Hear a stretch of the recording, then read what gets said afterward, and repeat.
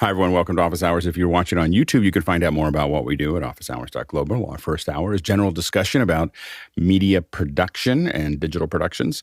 And our second hour is usually something we want to spend a little bit more time on today. We have an old friend of mine, Alan Hawkes. He's going to be here. He's one of the best CG artists I've ever worked with. And so I'm really excited to talk about his journey and how he got there and what he's learned. And we're hoping to pull him in, have him here more often. So stay tuned for that and take a look at his background and be ready for asking questions for the second hour. And of course, you can ask questions for the first hour. We've got a little bit of room today, so we should be able to cover them. We're going to probably take a little more time to cover these. And so we've got a great panel here, so stay tuned for that. And now let's go ahead and jump into the questions. Keely, what do we have? Our first question is from Jasmine Lee in Singapore. When live streaming from Mumbai to Zurich via LiveView, there's a static in the audio that sounds almost like digital music. It happens indoors and outdoors as well. Any suggestions for a cause? Go ahead, Chris. I think it's no surprise to you, Alex. I have no idea what the answer to this is. But I have a very interesting side note. It could be anything. But He's got a great anecdote. Prior to the show, John was saying, why is audio so difficult? And I said, the only time audio isn't difficult is when you're in a bar with a band and a couple of PV speakers on sticks and everybody's drunk. That's the only time the audio isn't difficult. The only time audio isn't difficult. Yeah, go ahead. No, you can go ahead. I was going to tell a silly story, but it's okay. I think that the interesting thing about audio that makes it hard is that you can't see it. But we spend so much. So with video, you can go, you can look at it and you can see how you can look at a bunch of monitors and see what's going on. With audio, when people talk about that, I always go, well, I'd much rather, I try to hire audio people and teach them video. I don't try to take video people and teach them audio. It's very hard to go from video to audio and it takes a lot of work. And you can do it, but it's a huge lift. With audio, when you take someone from audio and you move them into video, they're like, oh yeah, it's everything in video is way easier than what they've been doing. And, especially when you look at a digital mixer, there is so much going on that they have to really, in their head, they have to build this huge model of what all those things mean and what all these, and they have to be able to see in their head and imagine all the pipelines and buses and DCAs and everything else that are there. Yeah. And I think that makes an audio person just be able to visualize their pipeline a lot better. You also have to begin to wrap your head around all of the different ways that things that can go wrong. I mean, this could be an atmospheric thing. I remember the first time, 40 years ago when I took, an audio cable and a power cable and I crossed them and the buzz went away. Yeah. It's like, good grief. Who figures this stuff? Who figures out this kind of black magic? Well, it could be anything. Well, and I, the problem is also is you get into something and if you have enough control, you start doing things that keep it from happening. But then people forget why that actually works. So for instance, for a long time within PixelCore, all the power went down one side of the room and all the signals went down the other side of the room. And that was just the way you built things. And nobody, I realized that we had gotten 2 or 3 employees deep, not employees, but in, rounds of hiring where people just knew that you put power down one side and signal down the other. They had no idea why we do that. They just knew that and then they had no idea if things went wrong. They didn't understand what it was because they'd never seen it, and so that's another challenge there. But specifically with the LiveView, I've seen this before. So here's what I think is happening. LiveView has the compression is set very, very high on a LiveView for audio. So it can be either 32-bit or not 32-bit, but 32 K or 64K, and so that's a very low rate for sending audio. And so the issue is that what you need to do is there's two ways to handle. So that what's happening is that the static is being quantized. So that it's creating little blocks of bits, and those bits will sound like. So when you're talking about with that sound, that digital music, I bet it sounds a little like a little drum, and it's just garbling really, really slow, really, really low, but you'll hear it going across. That's the compression just turning music into little blocks. and those little bits are just, and so that's what I think is happening. And we've heard this happen with live views in the past. The way that you handle that is one of two ways. You put in a cedar or use sound devices, noise assist. You get rid of that sound. What it is, it's high frequency sound, so wind, but it could also be too much fan noise, indoors. It can be anything that is high frequency and low, like kind of it's a low value, high frequency noise. Will create, it just doesn't have any bits to handle that. And so you either have to get rid of that, or you call Live View and get them to update your backpack to give you a higher compression. It's capable of it. So I probably I might not get a free Live View for saying that on a show, but or a lender, but you can call them and talk to them about it in specific instances and see if you can't get more bandwidth out of the audio. The audio itself, the backpack is capable of more than what it's set to. So I've never understood why they made it such a low value for the audio, given that the video is using up so much bandwidth, but they do. I know why.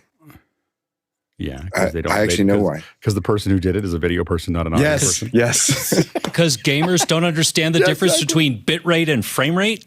Yeah, no, I think it is. I think it's a video person thinking, well, we'll just make it. They saw something like that'll be good enough for whatever, and then they just knocked it down to that. Yeah, you're probably right. All right, next question. Our next question comes from John Swan in Houston, Texas. What does the panel think of the eye contact feature by NVIDIA, AI technology that simulates eye contact correction for video chats? It's in beta currently, but seems impressive. Go ahead, Chris. Two things. Alex will tell you the first time it doesn't work, it's trash. I heard you say that a couple of weeks ago, Alex, and I totally agree, because we connect with human beings through our eyes, and if the eyes of the person you're talking to do one little, bug out, you'll have a hard time connecting with that person because you're thinking about, why did his eyes do that? I will also say this. I saw the demo, and you're right. The demo looks super impressive. But demos do look impressive. And the reason demos look impressive is people spend a lot of time working on demos and a lot of money creating content that the demo will work well with, right? Because they don't want to show you the thing not working perfectly and not working well. I literally don't trust any demo. Thanks, John. Any demo ever. Like never, ever when somebody goes, hey, watch this. I don't care. I literally don't care. And part of the reason I don't care is I know the people that have made completely fake demos that were designed to be able to be, problems. They insert problems into content so that their demo can fix the problem. Demos, I don't care. Yeah, go ahead, Jason. So let me get this straight, Fenwick. It's like you've cut enough infomercials that you'll never buy anything that is as seen on TV ever again, basically. Is that about right? But if I go to the as seen in TV store in the mall and I like it, then I'll buy it. But you're right. You're right. You can't believe a demo. I will tell you that the Ronco dehydrator is pretty awesome. Now for that slap chop I've always wanted. Yeah, the slap chop. Why didn't I? Yeah, exactly. One of the things I think is going to be, I do think that like many things, we're getting more. I think there's an opportunity. Usually, what happens is that if everybody's going one direction and you go another, you do really well because everybody's fading. This huge amount of effort is going one way. It doesn't mean that you're going to get the majority, but you're going to get a bigger chunk of that minority area.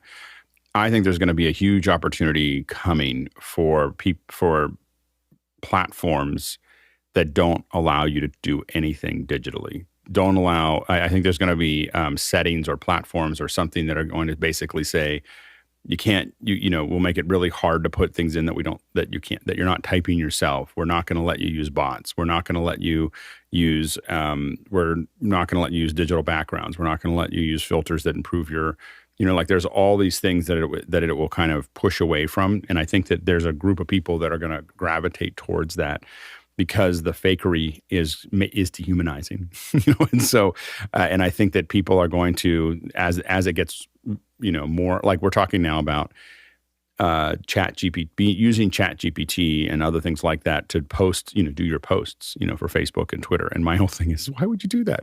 I understand why businesses would do that, but it's kind of like, it's like it started off as a personal expression, and now it's become like, we're going to have a machine do that for me. And it's because it just became transactional. And I think that there's going to be more tools that are built out there that require human interaction, that are because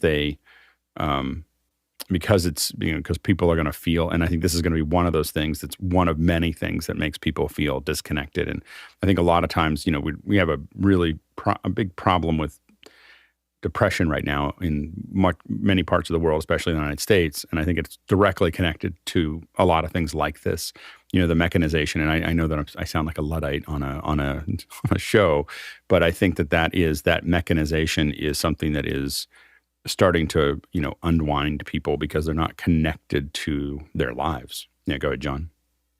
As a tangential thought, NVIDIA's big annual conference is next week, starting on March 20th. There's some fascinating sessions going to go on next week. So, and it's all online. Yeah, Jason? No amount of AI is going to defeat, a million years of unconscious intuition. And people are, despite being gullible, are incredibly good at being misled by a face. Right, that's just how we're built. I think that the issue is that the most what I've learned over time is that what people notice is not what you should worry about. It's how they feel, and they will feel something much faster than they will notice it. And the problem is that feeling operates in their lower brain, not in their upper brain. So, and you have so little access to that. Like as a person, as a content creator or someone that's on a thing, you have so little access to making any difference to their lower brain. And you have a lot of control over what they think about in their upper brain. But when they feel something that isn't right, or they feel not connected, the chances of you turning that is so hard that you don't want to get in. You don't want to go there. You want it to feel like it's connected, feel like it's real, feel like it's there. And if you miss it at all, like a lot of people are like, well, I'm tired of VFX. When we say there's no VFX, it means that we did it really, really well in the fact that you don't feel like it's VFX. But Top Gun had 2,200 VFX shots. It just didn't feel that way. Because they did them so well, and the kind of things they did were great weighting, great momentum. Those are things that are there. So, but the problem is a lot of other things feel fake, and people don't even know why. They don't know why that the physics don't look right, or the facial thing doesn't work. They don't know what it is. They don't notice it even. They just feel like, well, that feels fake, and they don't know why. And I think that that's why people pull away from those things. And so, I think that the problem we have with this is, again, if you notice it, definitely, but there'll also be one of those things where it's eerie, like something doesn't work. The head isn't in the right place for the eyes, and people will get, it'll weird them out in a way that they can't understand. It'll create just stress for them, cognitive load, and they won't know where it's coming from. And that's the worst kind. Like that is the worst kind of cognitive load, is I feel uncomfortable and I don't know why, is the most damaging thing that you can do to your content. And so I think that that's the thing you have to kind of watch. And that's why we stay away from virtual backgrounds. That's why we stay away from filters. That's why we want it to be as real as we can, because it reduces that cognitive load of something's wrong and I don't know why. Next question. Newcomer to Office Hours, Alex Lindsay from Novato, California, is asking, can Fenwick talk about his adventures with the Korg Nano and Sound Desk? Fenwick and I were talking about it. We were texting back and forth, and I didn't really understand what he was talking about. So I figured, well, let's get him on the show and grill him. So that was my old podcast, The Grill, Final Cut Grill. So the trick with the Nano. So to recap, we've been playing around with this Sound Desk software as creating a headphone mix and also a mix, what I call aux to broadcast, or what I want to send to you via Zoom or anything else, Teams, whatever. So that's what the mixer is doing. But the real cool part is with the little I think it's like $70 Korg Nano, $80 Korg Nano. I can actually control that thing with a hardware interface on the desk. So if I show you this right here, this channel number 2, and I don't have a way of showing you what I'm doing with my other hand, but I'll take my hand off the mouse. That is, oh wait, hold on, one extra button over here. I'm starting a web browser window over here. And when I fade this up, I can see the meters, and that's a hardware fader. Now, the reason you don't hear it is that I have this channel muted, and I have a mute button over there, and then I have a fader for that. And when I turn this up, you'll hear Mark Spencer. Yeah? You don't hear it. Oh, I know why. And then on my You hear it RAID, now. I have over 100 gigabytes There we go. of Yep. just original media. You hear it now? Yep. So for this, Okay. So the trick becomes, and this is what John and I were talking about beforehand, there's two things you have to do. And yes, it does get complicated when you're not on PV speakers in a bar. The two things you're trying to do are mix what you hear, but also decide what you want to send out to the world. And you do that by creating an aux mix and all that. Now, the last thing, Alex, I was talking about is understanding this window. So this is the Korg control editor. And essentially what you do is it sees all the Korg devices on your system, and then it opens this up. Now, what you're going to use is you're going to put your Korg into what's called the CC, and I don't know what that means. Mickey will tell me. It's like control change or something change, I think, and control change. And when you put the Korg into the CC mode, then the CC protocol works. And essentially what you do is you go down to each knob and it highlights it. It tells you what the CC address is, 16, and then all these knobs. So, and these are programmed to be the pan. And then on the sliders, you have CC numbers 0 through 7. And then the trick that ended up being hard was the mute button. Okay, so the Korg has a mute button, and you want to be able to, like right here, I want to be able to press this button and have it mute or not mute. And the trick to that is this. This gets super weird.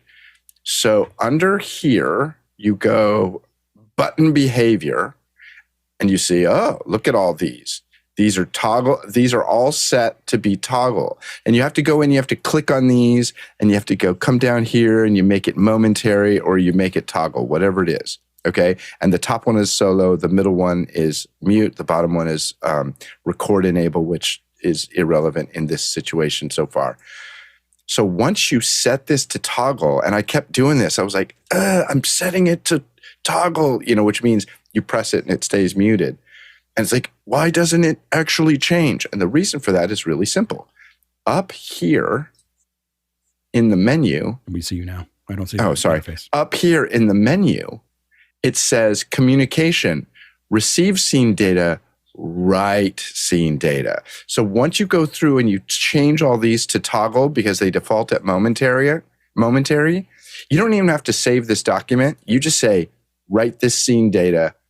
And I think there's a confirmation button that you have to hit, and it goes, and it throws that data into the Korg, and Does it make then that noise when it does. Yeah, I was about to say, what a great Little sound. speaker. it goes, and it writes it into the Korg. The other thing that you need to know, and I think I sent you this in a text message, when you first plug in the Korg, Alex, you need to hold down the cycle button and the set button, and then plug it in.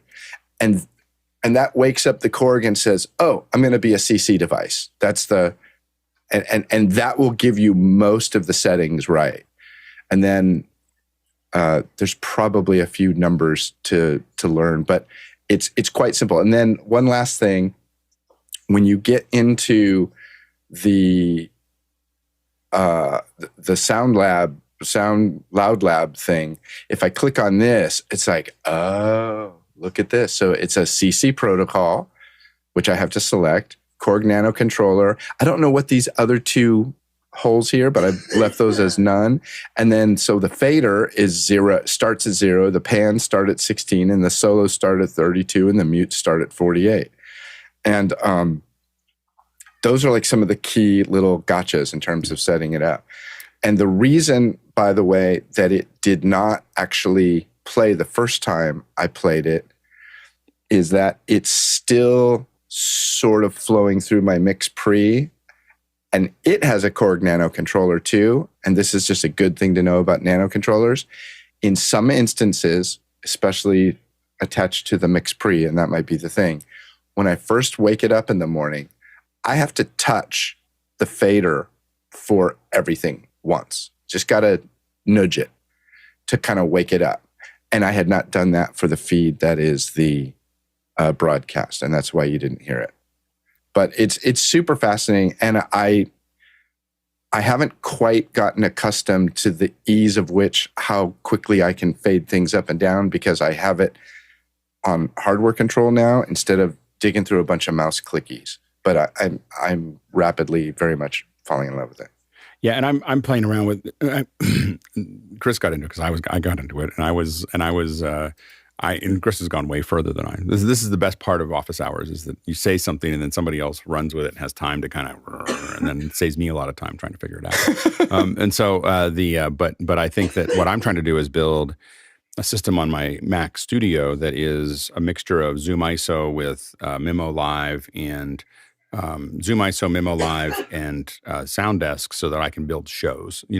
Just sitting on the Mac Mini, where it's I've got the video all going into Memo Live. I've got the audio, going out, via Dante or a loop back or whatever out into the computer. And I'm trying to do it all because the studio is so powerful. I'm trying to do it all in the same computer, so that I have just some windows open, and one of them is Sounddesk, another one's Memo Live, and then the idea is to tie that into a Stream Deck as well as a Korg Nano, so that you kind of have this, like, I'm cutting between things, I'm making things happen, I'm changing all the volumes. And the Sounddesk is a lot more than just having audio in a video tool. I mean, it's really a Sounddesk, and you have lots of filters and so on and so forth. And then I'm trying to see how far, should I have bought an Ultra?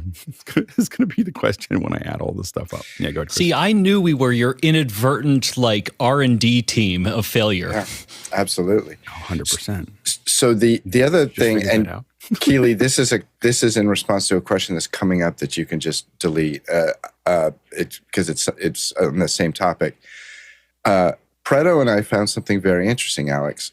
On an Intel Mac, if you put, and I realize that you are above us all in an all M1, M2 world, but on an Intel Mac, when you put the Sounddesk user interface on the primary display of my iMac Pro, and you look at the activity monitor, it's in the 60, 65% usage.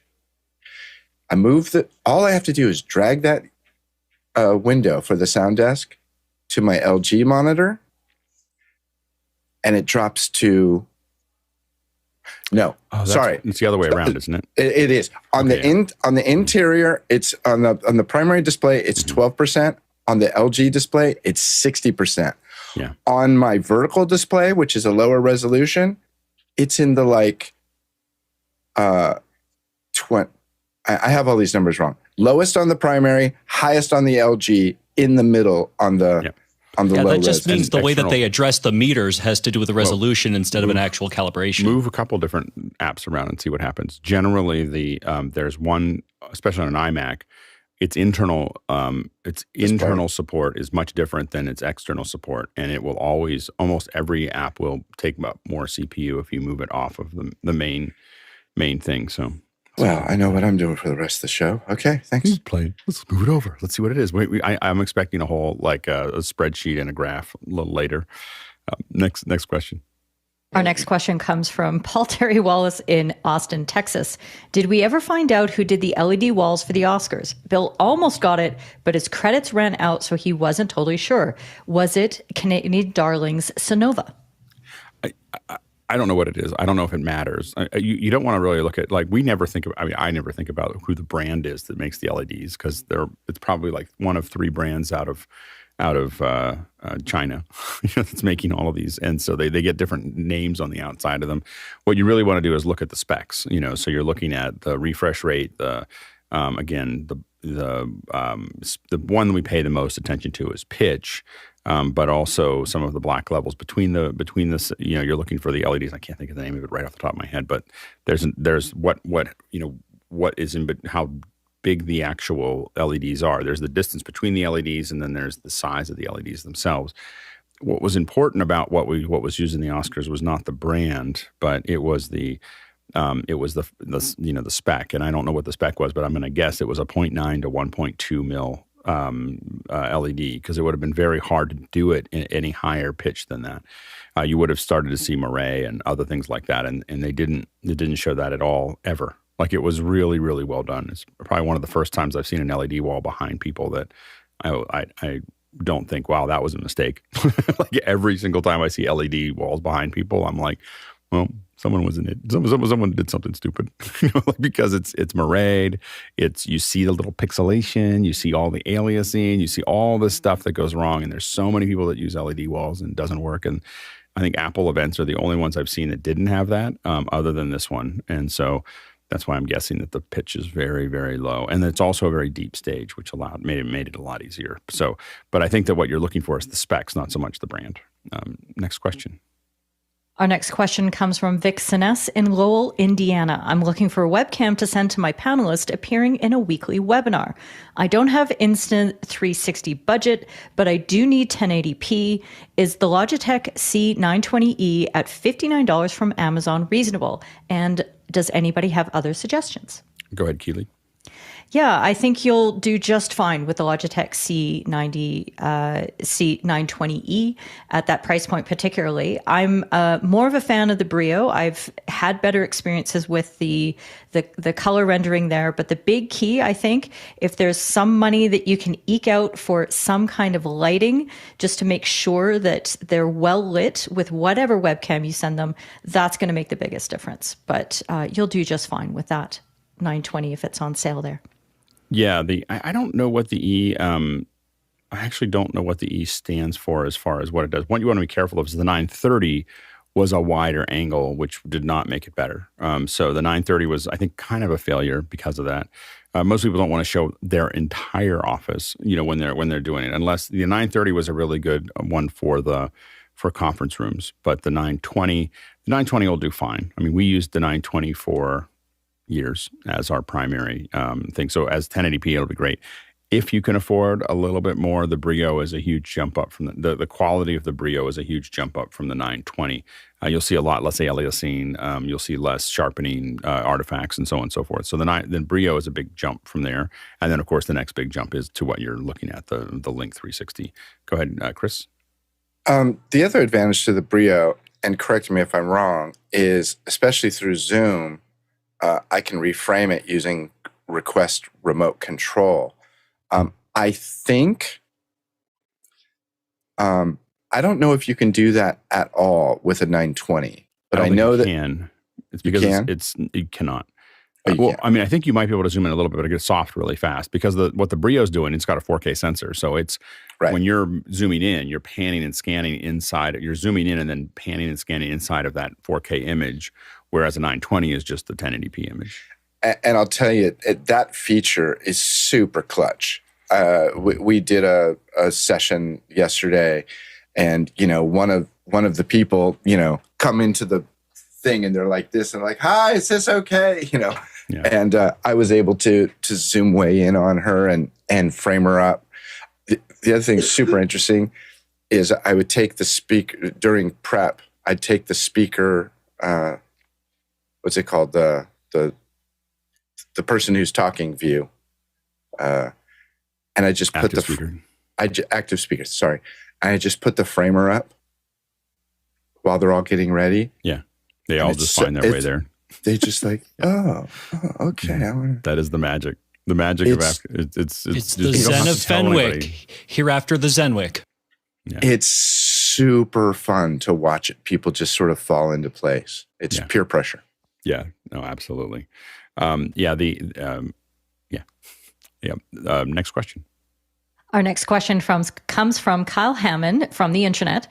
How would you set up a sub 2K 5-person conversation for digital first YouTube, but everyone in a bar? Go ahead, Jason. I hope you're going live to tape. I would do it, this would be tricky, but with a theta and a mix pre and as many good mics as you can muster. Yeah, I would. I think that the audio is going to be obviously a challenge there. It'd be close to 2K in a bar. It depends on how much you want to hear the bar, but generally, I would be tempted to use SM58s, either them holding them, sitting around talking, or putting them on a desk or something like that. You can give them lavs. It's going to sound horrible. Like there's not like in a bar, you're just going to pick up a lot, and people do that. It just I admit that I don't even like going to bars with music in them because I don't like external noise. So I have a problem with. So for me, it's intolerable. Like lavs in a bar are intolerable, but some people can put up with it. So you just have to decide what your listener wants and doesn't want to hear while they're talking. But it can very quickly drop into the din, especially when you got 5 of them. One thing that's important when you have a bunch of people, whether it's in a bar or not, is a Dugan auto mix. So having or some version of auto mix, because you want to be able to prioritize one mic at a time. And those SM58s will make it a lot easier to do that. And you have to train the audience a little bit to make that work. So they can sit around holding them, or you can give them a little stand or something like that. But that'll make a big difference as far as the audio goes. As far as the video goes, again, this is a place where a couple Link 360s will take you a long way, because what you can do is you have maybe one in the center and then 2 on either side, and you have the 5 kind of in that round. You can pre-program every person with those because they're little PTZs, and so you can pre-program all their settings and save the setting of where they were and their zoom position and everything else. So now you're just hitting there, tap, tap, tap, and it's not super fast because the Link 360 doesn't have an API and doesn't have a way to expose the app across, open up the app multiple times to control different cameras. So it's not as good as a PTZ, but man, you would get a great little show, that's sitting there going back and forth. So you'd leave one on the person who's the moderator, one that's wide. So that what happens is you can always go to the wide shot and let them talk for a minute while you're taking the other one. So what I'd probably do is have one on the speaker, and then one that's wide, and then I only really have to control the other one. So there's like 4 people on one of those. If let's say you have 5 people, 5 people, you have 4 of them that are kind of getting interviewed or the panel, and you have 4 presets for each one of them. And then you're just tapping that. And if you have to make any major adjustments to the other ones, it would work. So I think that would be probably the thing that's how I would put that together. And it probably would get you pretty close to $2,000. It might be a little bit more, $2,500. But I think that would work pretty well. Go ahead, Chris. So Kyle, I think the biggest thing about doing this is staging. So yes, the noise is, good, fast, cheap. You don't have a whole lot of money. But if you set up in a bar where everybody is up against a wall and you don't see the bar, when you hear the bar but don't see the bar, it's super problematic. If you set up in such a way that you're tucked into the corner and your panel is facing the corner and you have the expanse of the bar back behind everybody and you see it in all the shots, you're much more likely to forgive all the extra noise and bottles and, somebody yelling or playing darts, whatever. When you see that stuff in the background, you'll be okay hearing it. In terms of cameras, I would do 1 wide shot and then 1 PTZ with 5 presets. And if somebody talks for too long, you go to the close up. Otherwise, I'd just kind of hang kind of wide and, I'd put like a dynamic mic in front of every person, but by staging it, by seeing the bar behind them, your mind will kind of nullify all that extra noise because it makes sense that you're hearing it. And if you want to do a test, if you have access to those people, if you're doing a regular show, do one in the bar and then do one in a quiet room, and then go to your live stream and look at the average view time. Just do that for me. I can guarantee which one will have a longer average view time. It'll be the one in the quiet room. The bar will affect, having the bar behind it, having all the distractions will create cognitive load, and people will drop out of your stream. So your average, when you're measuring, I don't measure the number of concurrent. Obviously, I don't measure the number of concurrent views or total views. It doesn't really matter. That's a function of marketing. What I look at is average view time and sequential attendance. So how often do they come back? And it doesn't have to come back all the time, but how often do they regularly come back and listen to something or watch something? And how long do they stay when they're there? And when you create a bunch of extraneous noise, what you find is that the amount of time people stay is very low. And so they don't even. This gets back into what we were talking about earlier. They don't notice it. They just go, "Oh, I'm going to move on to something else." They get bored, and you're competing with all the other things they could be watching, and yours has to be pretty good, to keep them there. And so I think that's the thing you want to kind of keep in mind is just and if you're doing a podcast, try it in a couple different places and look at what the average view time is. I can almost guarantee that your average view time in a quiet room will be higher than in a bar. I'd put money on it, good money, that it'll be higher. So. Also, watch some of Brian Brushwood. Is that his name? Brian Brushwood's content. He's done a lot of stuff. It makes sense because he's doing bar games and stuff in a bar. So some people do that. Yeah, but again, there's things you can do in a bar that'll have people keep watching. Discussing something is not one of them. So it's like if they're doing stuff in the bar, then it might, if they're showing you how to pour your next Heineken, then that's something that the people might watch for a little longer. Next question. Our next question comes from Brett Below in Appleton, Wisconsin. Does the panel have any thoughts on this morning's announcement of Blackstone's $4.6 billion acquisition of Cvent event management software, whether this will actually benefit the planning of virtual events and webinars? Probably not. This is an investment purchase, so they're going to buy it. They're going to try to package it up and sell it again. I mean, that's what Blackstone does. So you're not looking at something that is now being invested in to be better. It's being packaged to sell. And Cvent's been doing this for a while. So Cvent's been in kind of an acquisition spree throughout the pandemic, and even before that, we had meetings with them about other things. And so they've been kind of buying up stuff to package it for a sale for maybe the last 5 or 6 years, and that's how this kind of thing works. But probably you're not going to see anything meaningful from Cvent now that they're owned by a company that's really just trying to package them for another for investment in resale. It's not. It probably doesn't bode well for that platform. Go ahead, Jason. Yeah, I mean, along those lines, Norton, the guy that invented Norton Disc Doctor, Norton Ghost, was absolutely brilliant. And when he got tired of doing his thing, he sold the rights to his software, and that's where you get Norton Antivirus and Norton LifeLock, and it just it is that long, slow progression of riding on the shoulders of genius and then just collapsing. Well, and Cvent's been kind of a packaged company for a while, and they do a lot of things. I think the problem really is that they're based on the past rather than the future. And the thing is that we, almost all the event companies, from my perspective, almost all the platforms are shooting for something that isn't going to be here in 10 years or even 5 years. And so, we're not going to be doing events the way we've been doing them for much longer because it's just not working. It's not. Again, when you start paying attention to sequential attendance and average view time and things that matter about your events, you start to see trends. And those trends are not towards what these event companies are doing. Things like there is no reason to do, like Cvent does a really good job of building events where you have lots and lots of tracks. Then you have lots of people going to different places, and you got to tell them when their thing is going to here and when their thing is going to here and all those things. And that's what Cvent does really well is old-fashioned events that have maybe a shiny little front end on it that looks like virtual events now, but they're not grounded in, we don't need to do that anymore. We're no longer, so we're still approaching this from the past, which is what people do. But eventually what happens is people stop using that and then they start moving on to something else. And I think that, again, if you think about an event, there's no reason to do all those tracks at one time. You could be doing all the smaller stuff again throughout a month or a year. And then you have these bigger events, but you keep everybody in the same conversation because it's much more powerful. And I didn't know, it didn't occur to me until I went to TED. I went to TED Africa in 2007.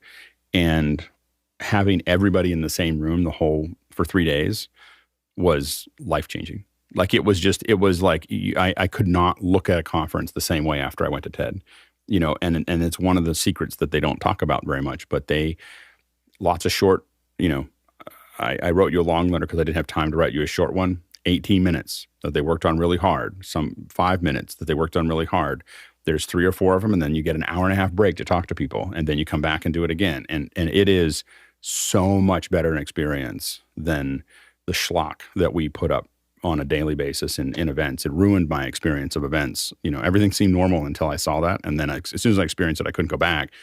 And what virtual events allow us to do is do that at a global scale, but take the ones that aren't going to necessarily, that are a little bit more vertical, and do them all virtually really, really well, or digitally. And that's the thing that I think is going to happen. And I don't think that Cvent or Hopin or Zoom events or any of these are built for that. They're built for, throwing the ball to where the receiver not only is, but was. Like they're not even throwing, they're so far behind. All these event platforms are so far behind. I mean, Zoom is at the forefront of how we connect. Zoom events is just another hop-in my opinion. Go ahead, Jason. Yeah, okay. I'm not saying that that all repackagings are bad and that all repackagings fail. A paradigm shift is absolutely in the cards, and it's, again, they may very well get their value out of this. That doesn't necessarily mean that their end result is going to be the right thing. Blackstone is going to make money on this. Like that, they're going to make a profit on it. It's a good investment for them, and it's a good deal for Cvent. I don't think it's going to make any positive effect on our industry, or any negative effect, really, to be honest. Next question. Our next question comes from Chris Sabato in Albany, Oregon. Assuming no bandwidth issues, will SRT provide a better image quality over RTMP? Isn't it just a transport difference? My video via SRT to vMix looks great, but that same image sent via RTMP to our content delivery network, or CDN, looks bad. You should be able to get them both to look the same. The SRT is going to be more reliable as far as how it shouldn't be looking good or bad generally, but SRT is definitely going to produce a more reliable image than RTMP. That's why people use it. You usually give up a little bit of, and SRT can still be at a very low latency. You can run, I think, SRT down to below a second, down to half a second. RTMP tends to be a little bit, RTMP can be that low latency, but it tends not to be a great experience when it is. So, but SRT is definitely going to, and SRT can, you want to look at what your transport stream actually is. What is the compression that you're using for SRT? SRT can carry many, many, many different things. So you can send all kinds of transport streams over it, the kind of video. Are you sending the exact H.264 over SRT that you were sending over RTMP at the same bandwidth? So those would be the questions I have, but they shouldn't look dramatically different, but one will be more reliable than SRT. Next question. Our next question comes from Jack Ruppel in Breckenridge, Colorado. When producing spatial audio content, what are the differences between streaming/live content and archive content in your workflow? File type, resolution, where can we post non-streaming content for iOS, Mac, Windows, Android, USD-Z, Quest 2? I'll go ahead, Jason. All right, I'll at least take the first part of that. If you're doing it right, you're keeping the things that you want to be able to remix and remaster for, not just this spatial audio, but the next one and the next one and the next one. And the only way to do that is really to just, keep your stems, keep your originals, keep your workflow. I'm not sure where USD-Z fits into this, but, just kind of as an overall thing, I think, that's the first part. Well, I mean, a big difference is you have a lot more control when you're doing it for post. So when you're doing it for not so much archive, but when you're live, what we can't do is really pass the metadata through our systems. And so live is generally a channel-based system as opposed to a object-based system. So if we're using something like Atmos, you have, it's 120 or 118 or something like that number of objects that you can move around along with the beds. And so those beds are there. I think it's 128 total things that can be managed there, and so you've got a lot of control there that you can put into an Atmos file, ADM file, or otherwise, and you can't do that in live. So in live, you're going to be up to 16 channels. You can do 916, and that's really limited to our SDI pipeline. That then goes back into an encoder that can be either a TEM 5291 or a Elemental, and those will be re-encoded into an Atmos file. But it's just being encoded as that, so that it can be then acknowledged as Atmos when it gets to the other side. So those are the workflows are pretty different on those, and again, you can have a lot more resolution. Now, what you can do is, of course, build an Atmos scene, in something like Pro Tools and be doing all those animations. But what it's going to come out of that is into those up to 16 channels, and typically we're doing 514 or 714, which is a couple less channels than that. So that is those are the kind of things to think about when you're thinking about live versus VOD. As far as USDZ, Quest 2, those types of things, those are things that are more complex. As far as what you're talking about is putting objects into the 3D scene and then having them be related, pushed back out again, and that is a lot of people in game development and others are working on that. It's not something that's regular.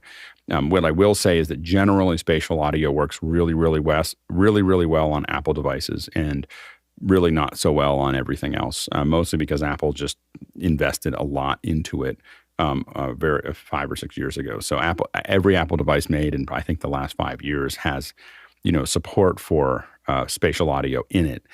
And so that is a much different situation where Windows wants to charge you, everybody has to buy it themselves for like $1, and Android hasn't really invested heavily in it. So it's just a nightmare to support Windows and Android when it comes to immersive audio at the level. Whereas it's not that you can't do it, it's just really hard. And so when you do it on an Apple device, you just use the foundation player or just use the Apple classes, and everything just works. When you do it in Windows and Android, there's a lot of work. Next question. Our next question comes from Brody Hefner in New York, New York. What's the best way to share an illustration or screenshot that isn't a link with the office hours panelists in connection with a tech question? Is there a good place to drop it in Discord? Go ahead, Jason. It's not a good place to drop it in Discord. More than how is when. Do it early, and there will still be some of the panelists that are simply not going to follow the link. But that said, Photo Bucket, I would say, would be a close second to an actually legitimate website that is somehow relevant to what you're trying to show us. But even an iCloud share, I don't see why not. Yeah, one of the things that we're working on is being able to have you do that during the show. But right now, definitely look through the questions, and interact with us ahead of time. And we might even, if you're interacting and talking to us about it ahead of time, it might work. But we're still working on how do we have images be submitted while we're talking. It's a complicated process to bring it out. But the best thing to do is be part of the actual team that's producing the show. That's usually the easiest way to get it to us. As a viewer, we don't have the mechanics to do that very well just yet. Next question. Our next question comes from Ben Bedward in New Glarus, Wisconsin. Last year, my church asked if I could run the live stream. I said, I'll learn. Thank you for all the great conversations. This week, I'd like to learn how to set the color of my cameras using a color card. Where can I watch to see it done right? Oh, there's so many ways to do this. I guess I don't have a color card. I have one, but there's not any. It's a matter of setting it up. A lot of times I want to set something up. You need a second camera. But this is there's a variety of different color charts that you may use. This is this is one of the most simple ones. This is from DSC Labs. And this is one of the ones that we use. But you can also use the X-Rite color chart. The main thing is that there's a couple different ways to do it, and it depends on what the chart is. So the easiest way, as Jason's starting to play with it, is that you can do a auto white balance, and you'll get them all pretty close to where they need to be to do that. That's not going to be perfect, and if you start cutting between them, you're going to notice changes. And what matters is the skin color. People will put up with a lot of other things, but the skin color really has to be the same. The other ways to set your cameras is the gray area. The gray by itself is not enough if you're matching cameras, because it's one sample point. So that's why something like an X-Rite is oftentimes better, because you see a whole bunch of different colors, and what you have to do is match those two colors together, or match all the colors together, because you'll notice that it now looks good in gray and it looks good in red, but it doesn't look good in yellow. And so you have to figure out what those things are between each one. The advantage of a full-on, it's a little outside of my reach, but a full-on DSC Labs Chroma de Bond chart is that it has a set of squares that go around it, and they go through your vector scope.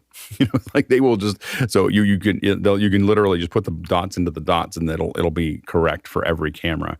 So that is one way that if you have those controls on the camera, you can get there.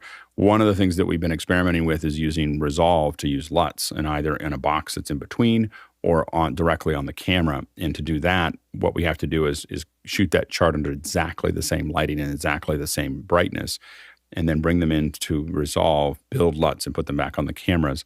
And it works sometimes and not always, and we're trying to make it more reliable, and we haven't solved that completely yet. Next question. Our next question comes from Douglas Carmichael. In an article about remote kits, it was said that small crews have been useful for a while, but there will always be reasons to have big crews. Even if there are practical reasons, will the accountants still put pressure on crew sizes? There's always going to be events that have big crews. I mean, we have crews. I mean, the crew just for this show is pretty big, but it's, what happens is that people obviously people want to spend no dollars on events. Every CFO wants to spend $10 on every event, but that's not how if you start paying attention again to average view time and sequential attendance, you stop doing that, because the problem really is when you build cheap events, people stop coming. And when they stop coming, getting them back is super expensive because they've already decided that your events aren't very good. And once they've decided that, wow, so hard to get them back over the hump. Go ahead, Jason. This reminds me of the trade shows, and my heart always goes out to them. The companies that have really smart people there, you know what I'm talking about? But they had they've never been to a trade show. They don't even have Duvetine around their table. They just they added a piece of poster board. They're just sitting there going, "Why is no one engaging with me?" Yeah, exactly. I mean, it's just at some point there's a cost to failure. And that's what people oftentimes don't calculate that cost when they calculate how much they're spending on the event. Go ahead, John. We had 23 guys on the ground at the dry lake bed for OH Space, and then another 15 remotely. So we had a giant crew. Yeah, exactly. Next question. Brett Below from Appleton, Wisconsin is back with our next question. Is it normal for an A10 Mini Pro to have a high-pitched whine for the first few minutes after being plugged in? It functions just fine, but the whine occurs every time it powers up from a cold start or restarting warm. Go, Jason. The fans in the A10 Mini Pros aren't great. My guess is that it's a plastic bearing. You'd void your warranty, but you might look at just turning down the brightness of your buttons and trying to figure out how to add a little bit of an incline to the switcher. And if that doesn't work, then crack it open and get a better fan. I will say the first thing I do if I get a new A10 Mini is to turn down the buttons, mostly because I don't like to look at them so bright, but also it dramatically changes the heat of that switcher. Next question. Our next question comes from Paul Terry Wallace in Austin, Texas. On my Mac M1, which app should have full disk access? FDA is included under the privacy and security menu in system settings, along with focus, accessibility, automation, app management, analytics, etc. Go ahead, Keely. Every application that requests it. When you install an application, it will give you a prompt. Please grant full disk access for these things. I wouldn't go through and grant access to apps that haven't asked for it. You will see those listed. The toggle will be off. Just leave it there. And if it's needed, the app will tell you. Go, Jason. Yeah, that's pretty much it. Next question. Our next question comes from Fred Eric Eckert from Bad Herrenbalb in Germany. Blackmagic Design has a list of supported USB devices for recording out of a BMD6K, and there's a link in the question. Considering the reliability of OWC, they're surprisingly not listed. What drives are you using for mission-critical shoots? Go, Jason. OWC. And Craig more than once in one of his live streams has said, look, there are plenty of drives out there that work. We just happen to be, sampling the ones that we're sampling, and we only have so much time before we do these updates. So at the end of the day, you shouldn't be taking anything on a shoot that you don't personally know can handle what you're throwing at it. And the list is a starting point in the same way that there are lots of lenses, micro four thirds, that fit on the camera, but aren't listed in the manual as exactly supported in exactly the right way. I like OWC, and check the demo from when Larry came on. It was pretty great. Yeah, and I have one of the little OWC drives. I tested it. Like, for the moment, it's not going over 550 megs a second, but on my tests, but it should still work on the camera and should just pop out. I use the T5s mostly because they fit into the case that the camera comes with. So the T5 slides into the case. And it works. And so I've used the T5 mostly. For the bigger things that we do, we've used these SanDisks here because they're fast enough to handle as much as that we can put out, and they're easy to. And then I build ones from NVMEs. These are a Neos. I wonder if you got one of the older firmware versions. I don't know. I'll have to check it out. Anyway, but it doesn't. I haven't been able to get it. It was brand new, like a week before, right before we did it. I mean, I had to send mine back in order to get a firmware update. So I'm not sure if they pushed it yet. Yeah. NAB. Yep. Next question. Douglas Carmichael is back with this. The UPerfect 17-inch 4K portable monitor has been frequently and positively discussed here, but this video mentions that macOS has issues detecting it as an high DPI compatible display. Has anyone else had those issues? And there's a YouTube link. Yeah, go Jason real quick. Nope. You have it, or you haven't had the issues? No, I haven't had the issues at all. Okay. There you go. Next question. Fred Eric is back with this question. How do you set up your room when color grading? The biggest thing for your room to be color graded is to paint it gray. So, I mean, you want everything to be around you as neutral as possible. You don't want a lot of colors. You need to be in there for a little while to let your eyes settle. And you want to make sure that you're able to look at your monitor. And we should probably get Charles to come back and talk about it. But I think that you'll find that anybody that you walk in that's doing any kind of color grading immediately moves to a gray room. In fact, I just paint all my rooms gray. I haven't painted this one gray because I don't completely own the house. But all my offices have been gray for the last 20 years. I give them literally an 18% gray card, and I say just match that color, and then the painter does whatever they do, and they get close. Next question. Our next question is from Paul Terry Wallace in Austin, Texas. The Mac Mini M1 only has one HDMI port. What are ways to add more than one HDMI port? Go, Jason. You can get a dock that'll do it. You can get a passive cable that will do it, depending upon the input of your monitor. You can get a hub that will do it. Or you can just, sacrifice another one of your Thunderbolt ports and convert it basically any way you can think of. Yeah, go, Chris. Yeah, Paul, the bigger issue is not the ports, but the fact that the M1s have what I would call an artificial limitation to be able to support two displays. So everything Jason said, yes, but you're only going to be able to add one more display on an HDMI output.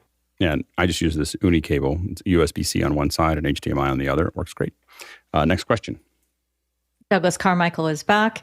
In the video power cabling for a Rammstein stadium concert, it was very neatly laid out despite being a massive amount of cable.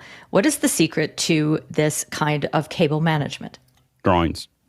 Drawings are the key, is knowing exactly where all those cables are going to go, doing it often enough that you understand exactly what it's going to look like, but following the drawings and knowing exactly which ones have to go where to get to where they need to go. Next question. It's Paul Terry Wallace in Austin, Texas. Compare and contrast Zoom Chat with Mukana, including the projections for the next-gen Zoom Chat. Go ahead, Jason. Barring the 5-paragraph essay that would involve comparison and contrast, I've never used Zoom Chat because I prefer iMessage and Mukana. I have to admit, I'm very focused on the video transports that Zoom provides, and I don't really pay much attention to all the other things other than getting people in and out of those video things. So I have to admit that my interest in those are very vertical, and part of it's because I have more control over our chat. We can get things changed if we need to, and it's integrated into a larger system that allows us to do a lot of things that we could never do. If I do it in Zoom Chat, I have to figure out how I interface with that all the time, and that's an external system, and it means more work for us. So I'm not that. I don't think you'll see us using it anytime soon, I guess.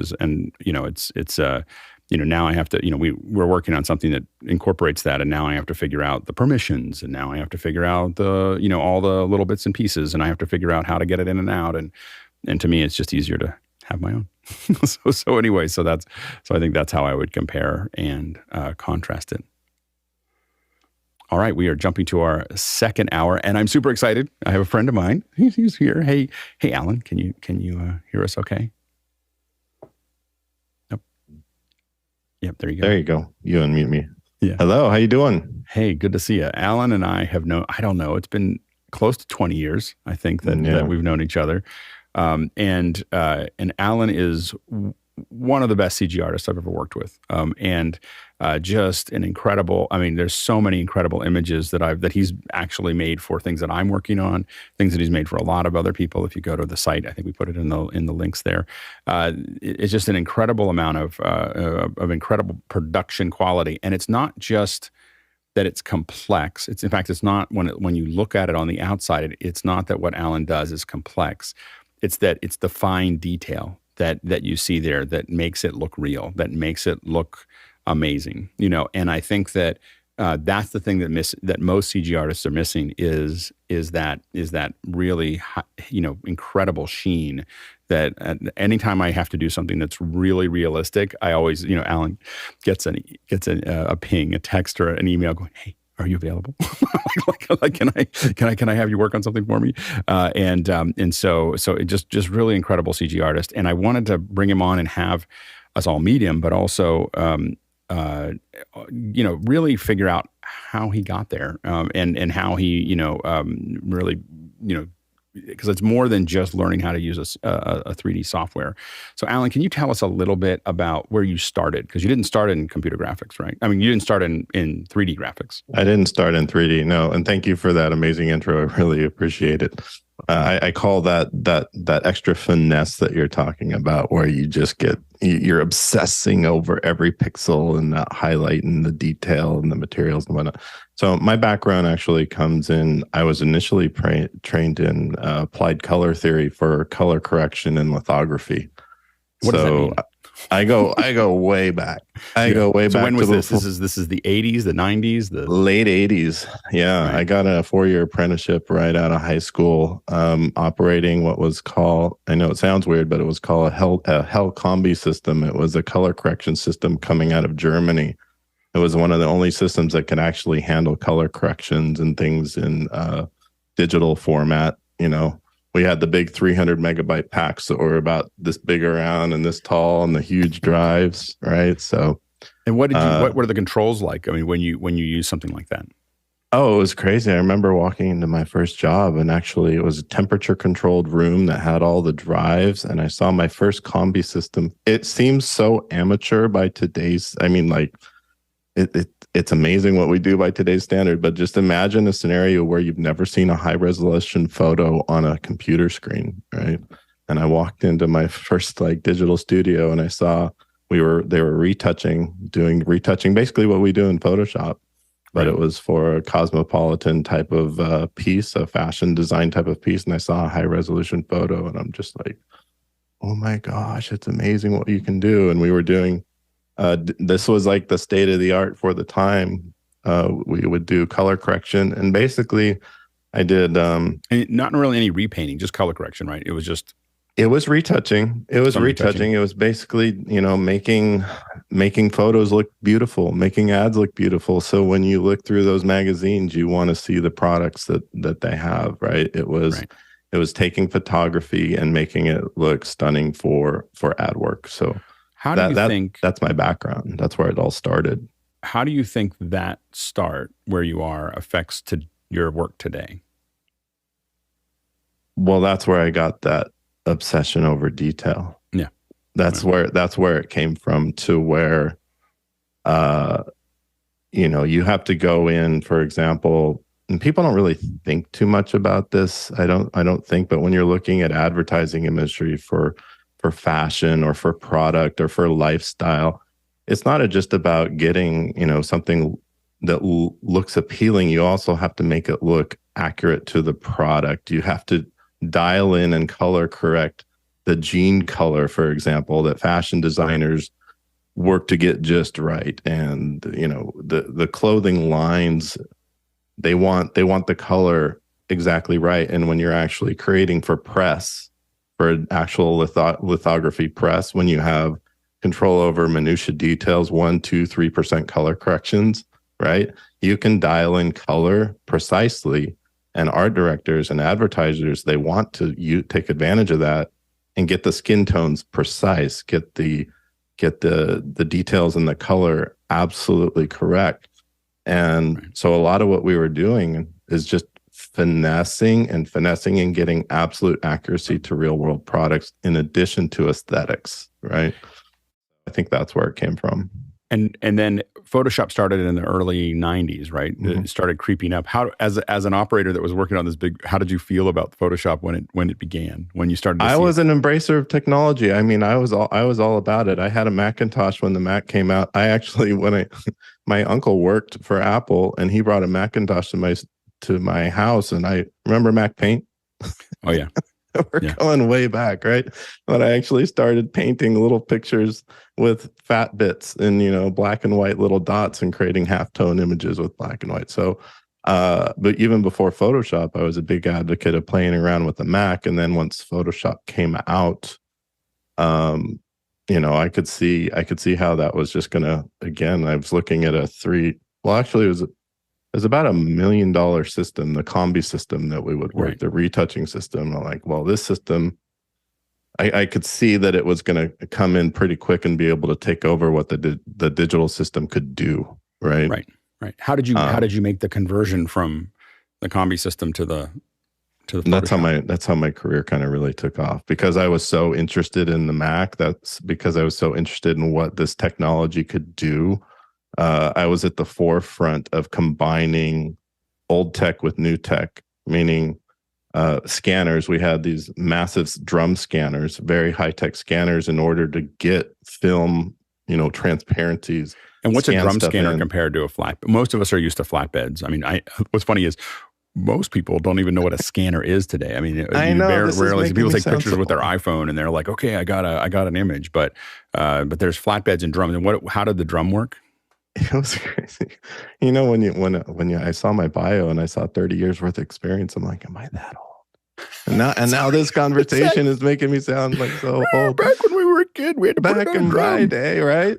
Yeah. It's crazy. Anyway, drum scanner. The first scanner I ever worked in took up the size. It was about 20 feet long. Mm-hmm. It was about 6 feet high, and it did both. It was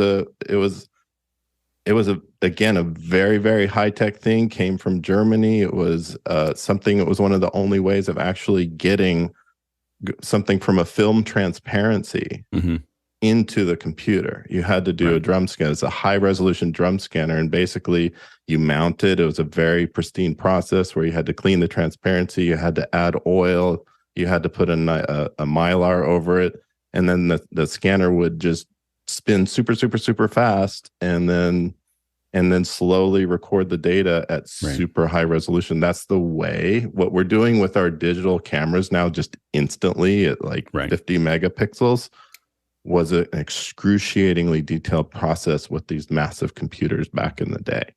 So that's what it is. When did you start using Photoshop? Like, when did it start becoming part of your production? It was I'd probably say about 93 before it was really kind of powerful enough. And we could only use it for lower res photos. Like if you had a 30 by 40 movie poster or something like that, really high res, it just couldn't handle the size. But 93 is about when we got layers, right? I think that was like 2.5 or 2. That was a little later. I remember layers. I was excited about layers. Yeah, I remember layers. Like, I know all of you think about that. We were like, layers? We can use layers? And it was layers were very exciting for a lot of us. Yeah, but that's what I used to do. That's one of my first jobs, was figuring how to getting back to that scanner thing, trying to get it from that scanner from that proprietary data format. Right. Into a Macintosh system. We had to actually develop what was called a scan link, and we had some tech people out there literally writing the software to transfer from this proprietary format onto the Mac side. And once we developed ScanLink, that's when we were able to actually combine the high resolution photos from scanning into the Macintosh format. So, and when did you stop? When was the last time you used the big machine? oh geez. Well, the big scanner became a smaller scanner, about a third of the size. About a decade later, we were still using them. And then I think the last time I've seen a drum scanner was probably 15, 18 years ago. Well, so and then as far as when were you 100% Photoshop? 100% Photoshop? Yeah. Probably 96. Yeah. Right around 96, 98, right around there.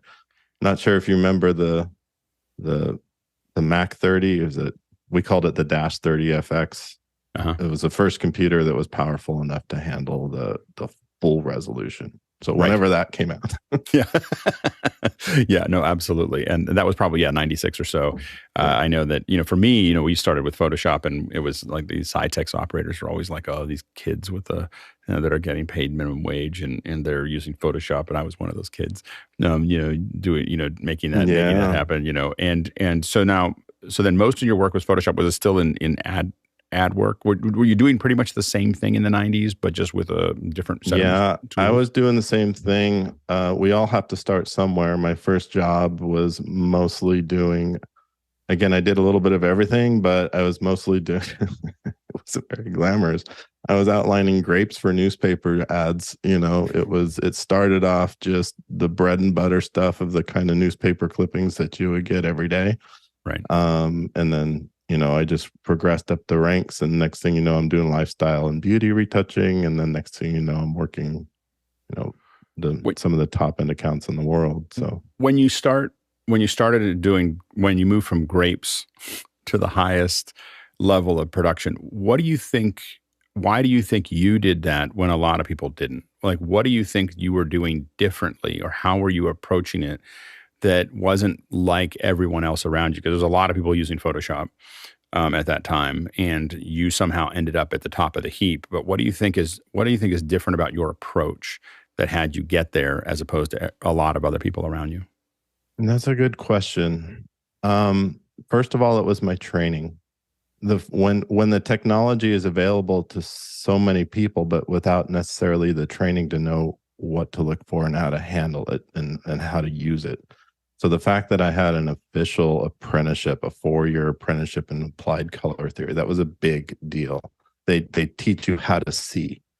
So it's a combination of, and I'm sure most people know, the people that have the eye, they naturally have the eye of what they're looking for. They know how to see, and then my training put me over the top, right? So it was a combination of the formal background with the natural talent, and then just the experience, the experience over the years. So, right.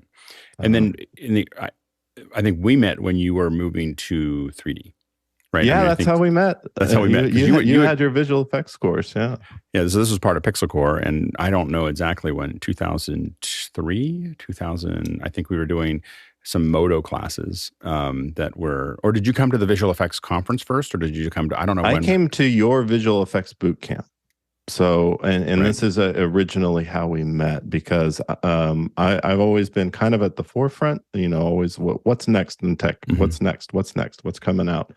And I saw, I was working with traditional workflows. I was working with photography, retouching, video editing, and I saw the potential for 3D rendering, and I saw the potential for visual effects. You remember, I remember seeing when, your background with this, when visual effects went from traditional to digital, right? When all of a sudden the Jurassic Park era, where dinosaurs were now digital instead of animatronic and whatnot. So that whole era came out, and I kind of saw the writing on the wall. I'm like, well, this is going to be applicable to my industry, and I need to learn it. And your name came up, and your background was actually kind of similar, that you did a lot of similar things. Anyway, you had this visual effects boot camp, and that's where I first came to your boot camp. to learn visual effects. You're the one who taught me the visual effects aspect. Well, I got you off the ground anyway. But and then and I think you started with Moto. Is that right? Moto, no. Oh, really? No. Actually, I started with Maya. Okay. And Maya's Maya's like a brick wall in terms of a learning curve. I saw the writing on the wall. Again, I'm overusing this term, but I saw the future. I saw the potential, I should say, right, of what 3D could potentially do. And I just started doing my own digging in terms of, okay, what can I learn? And then I heard, oh, okay, 3D is this visual effect shot was done in Maya. And Maya was kind of all the rage at that point. Right. It was before it was even Maya. Right. Right.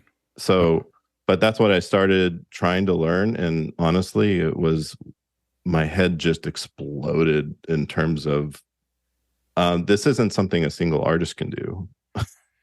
Well, and that, I mean, the big thing there was that, of course, what Alias Wavefront wanted was they combined, and what they wanted was to take Softimage away. They wanted to replace Softimage at ILM. And so they asked, they just said, what do you want? They just talked to ILM. Well, ILM wants something that works in a huge pipeline, and they want something that they can adjust and change and improve on their own. They just want them to work on a core that is highly scalable and highly extensible, because they're a big company with 1,200 artists. And so Maya was built for that. Like, it was built to be this pipeline engine that you can clomp all those things on. But as an individual artist, it's meant for a pipeline, right? It's meant for when you have those kind of resources and you have dedicated professionals to each end of the product pipeline. But coming from as an individual artist myself, I'm like, I'm used to what I can do, what I can create with my own hands. So my initial training was with Maya, but I quickly realized, well, this takes a production team of a massive amount of people. What happens when you have a small production team of 10 or 15 artists, and you need to produce something of the caliber that my clients are used to? And so for a while, I was a bit like, well, it's still a ways off, and I'm not sure exactly how we're going to get there yet. But when Moto came on the scene, that was kind of a big breakthrough from empowering the artist. Right. Like, I picked up Moto. First of all, I saw what the renders were doing, and I was amazed by it. And I just picked it up. I'm like, and within, a month of playing around with it, I was producing renders that were commercially viable, that I could show to the my clients, and say, hey, look, we can produce something here with a small team. It doesn't take And did you see, as you built the 3D work, did you see that your pre-press or your print work or 2D work how did it affect your 3D work? I didn't even realize what was really happening. The skills that I had attained through however long I had been doing it were just innate in me. It was so a part of me to get that finesse, because that's what I'd done for so long, that when I picked up 3D, that part was intuitive for me.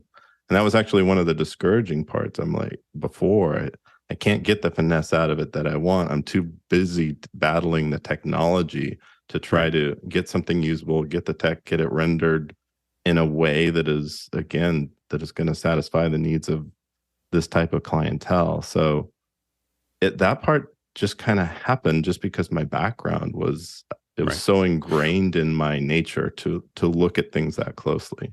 Yeah, it's funny. We had a lot of folks come through PixelCore in those early days, and you came in, Michael Van Arsdale, other folks that we worked with that did a lot of pre-press. And what was interesting is that, like we were talking in the first hour, that I like to take audio people and teach them video, not video people and teach them audio. In the same way, I really like to take pre-press folks that come from high-end print and high-end 2D.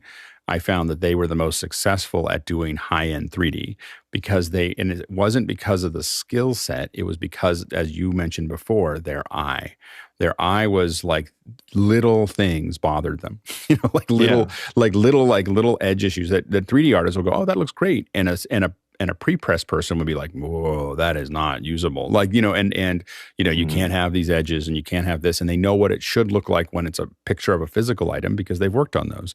And they're used to working at a pixel level, and it made them just drive those tools way harder because they were looking for something that was there, but it took a lot to dig out of it. That was actually, and you bring up a perfect point, and that's one of the biggest challenges I had when I moved more in from production into a director role, right? How do I get artists that, when the industry almost became the victim of our own success, we actually started doing much more in CG, replacing traditional workflows, replacing photography, replacing video with CG. All right, now we need to find the artists and the people, even the ones that were coming out of these schools, even the ones that were credentialed in with some pretty good credentials, didn't necessarily have that subtlety you were talking about, right? Yep. So it was something we had to kind of train into our artists the same way I was trained way back in the day. So you get somebody with the experience, you get somebody that has the, almost the unrefined talent, if you will, and you learn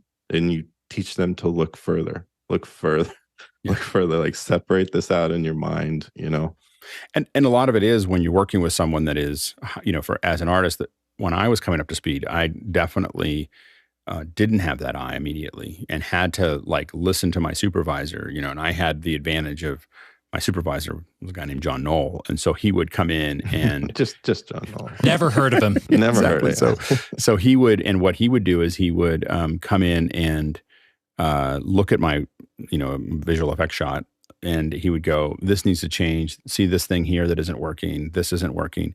And then the game that I played every day was to write down what I thought John wasn't going to like about the shot. And then I would give him the list of this is what I don't think is working in the shot. And he'd go, yeah. Don't worry about that one. But here's 3 other ones that you didn't see. And then the next day I would and every day I would play this game of trying to guess what John was going to pull out and what he was going to, point out to me. And then my eye just kept on, paying attention to all those little things until the list was pretty much the same every time. I knew what the things were that needed to be fixed. And then I just got the shots done. I didn't need as much input. But the as you moved through that, what are the kind of things that you've worked on in the last, and I don't know if you have stuff to, do you have any images you can show us? I don't know what you can. I just kind of pointed to the website. I don't know if I want to pull anything necessarily into a YouTube stream. Yeah. Yeah, but you can go to my website. It's just ahawks.com. I'm pretty sure it's in the bio or portfolio section. So I would just, I don't know that it will share cleanly. The video will necessarily share well, but I would just encourage people to go check it out. Yeah, I would highly recommend that for folks. And so you've done a lot of different things over the last decade, right? I mean, over the last 2 decades, almost 15 years. What have been just so you know too, that website's actually, I mean, artists always say this, I need to update my reel, but it is right? I rarely have a business card to hand out because I'm always I'm too busy doing this to get business cards. People. I have 2 reasons. Number 1, I'm busy, and number 2, a lot of the stuff I've been working on is NDA, so it's hard to be able to share new things with some specific clients. I actually have a story. Maybe I'll share it with you. The last couple of years, things have gotten completely different. I haven't done a whole lot in the last couple of years. Do you want? Can I share a story with you? Absolutely. It's like a pre and post COVID situation. Right. So I've been out of San Francisco Bay Area working there for 20 years, since late 90s, right? And now I'm in Houston. And what happened was just pre-COVID, I had a director job. I'm going to keep names out of it, but I had a director job, CGI director. They had 3 facilities. They had one in Sunnyvale, one in Houston, one in Austin. And they needed me to be a CG director in Houston. Right. And so I made plans, sold my house, come out here, relocate. And next thing you know, this COVID thing hit. And the owner of the business lost his major client that he's had for 20 years. Got spooked by COVID and just shut his business down. So I'm just sitting out here. And I'm suddenly in Houston without. in Houston, right? And homeless, like kind of orphaned out here, right? And I thought, I'm going to take a bit of a sabbatical. Alex, you know how hard we've been working. It's just been a crazy run, and I thought, maybe I'll just take a little bit of break. It took a little bit of a sabbatical, kind of a breather, so to speak. I just put a few feelers out, letting people know, hey, I'm kind of open if you need anything. Turned out not to be as much of a sabbatical as I planned on, because people reach out and I stay busy. But and it actually turned into something where this work from home situation actually turned into a bit of a thing, where and I kind of fell in love with it. Yeah. Right. It's a perfect industry to work from home on, right? No, absolutely. So, what are you working on right now? Right now, mostly, I don't know if I can talk about it. I can say I'm working on high-tech products. How's that? Visualization for high-tech products. That's perfect. High-tech imaging products.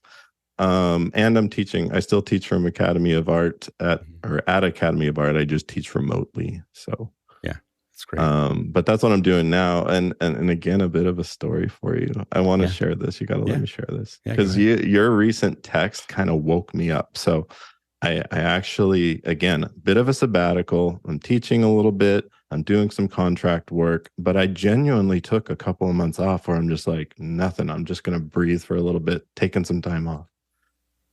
And your text is the one that woke me up. It said, hey, have you played around with Midjourney? I was always going, like, what is Alan thinking of like, Midjourney? Yeah. Uh-oh, what's Midjourney? And I'd heard of Midjourney. And actually way back, a ways back, I played around with it. But I logged in. I'm like, okay, what is it? I logged in and I felt like I got up and just left. I felt like I just time lapse into the future 10 years. Right. I was so blown away by what I just saw. And it was both horrifying and inspiring at the same time. I didn't know what to do with it. Right. And I was just thinking,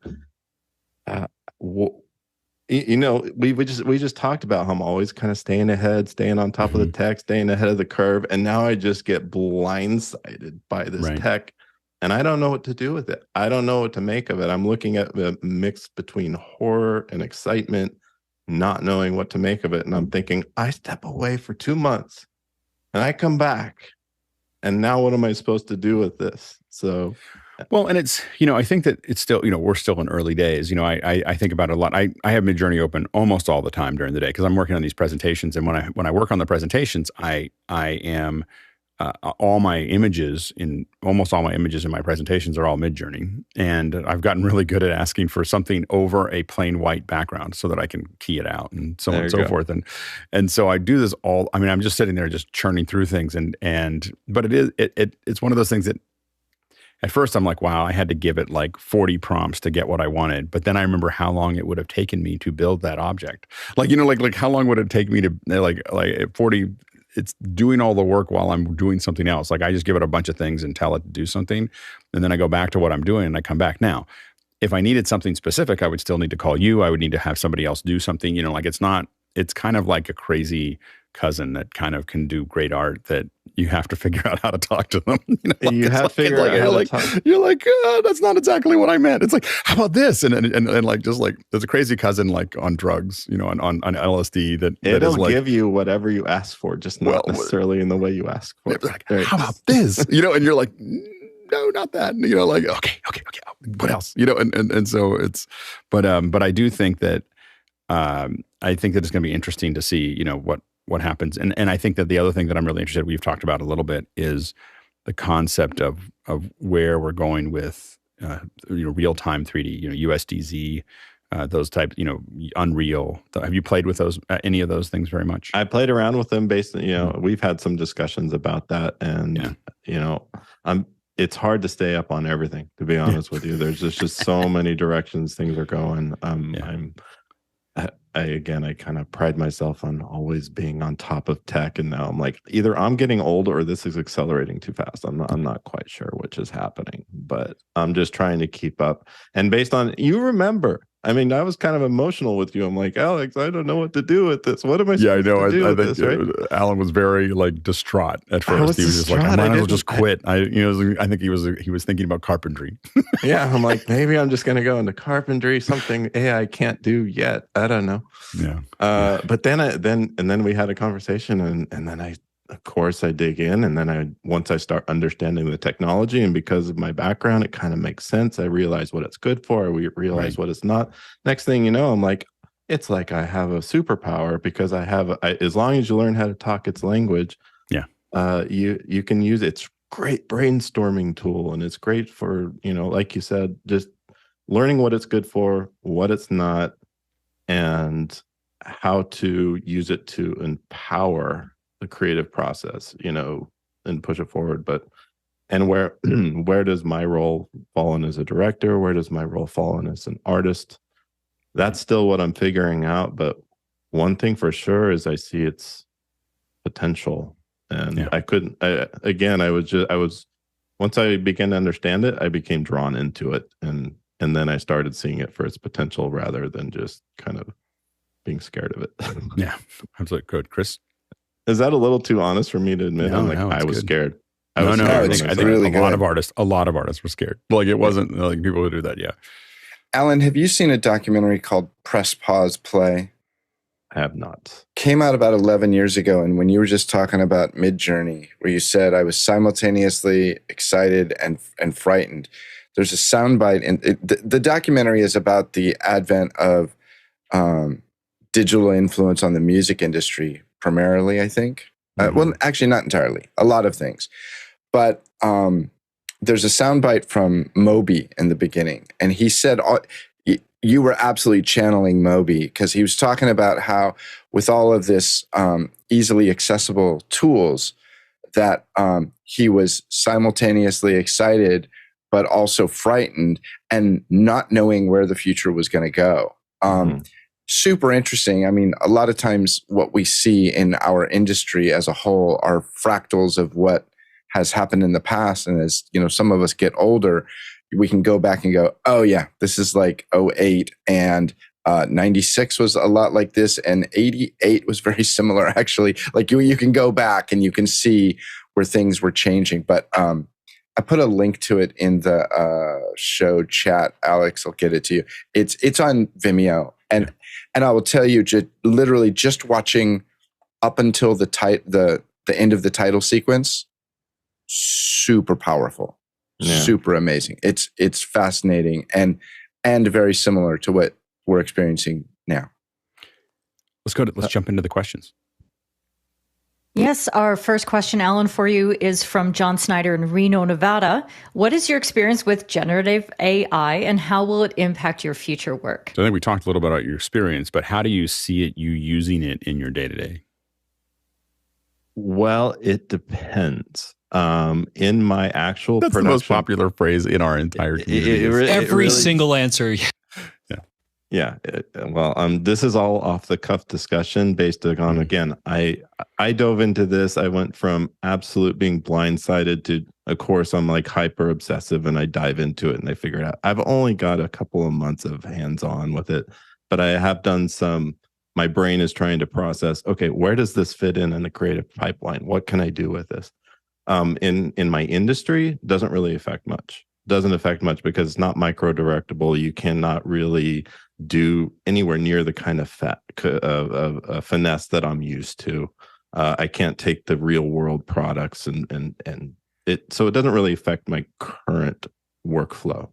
Right. But from a brainstorming standpoint, if we have a creative pitch to make to a client and we're trying to come up with some ideas, again, it's basically Google imaging on, the same way you would put a vision board together. Yeah. Now you have a completely new source of visuals, and depending on your ability to prompt, you can get those creative juices flowing, you can get those ideas flowing.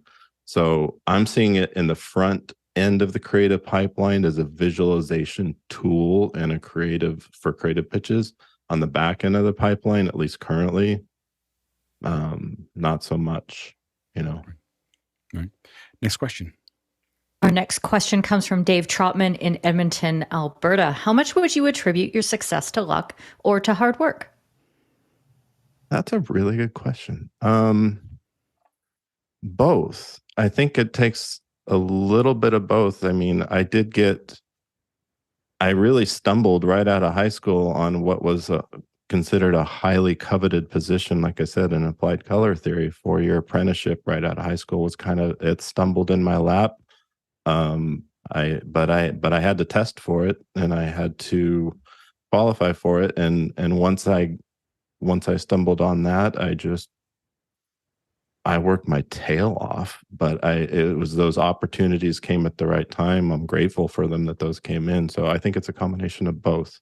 I could probably think of a handful of circumstances throughout my career where it was absolute luck or a connection or something that just came in that was the right time and the right circumstances. But then I dive in and I work my tail off. So that makes a big difference.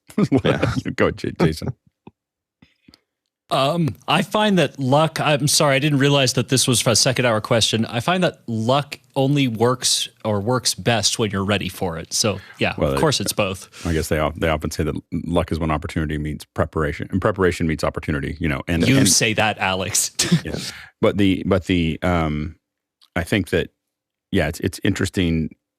What we see a lot there's a lot of opportunity floating around all the time, and it's just people able to see it and be willing to do the work that it takes to make it happen. And I think a lot of things just die on the vine because people aren't willing to put the work in.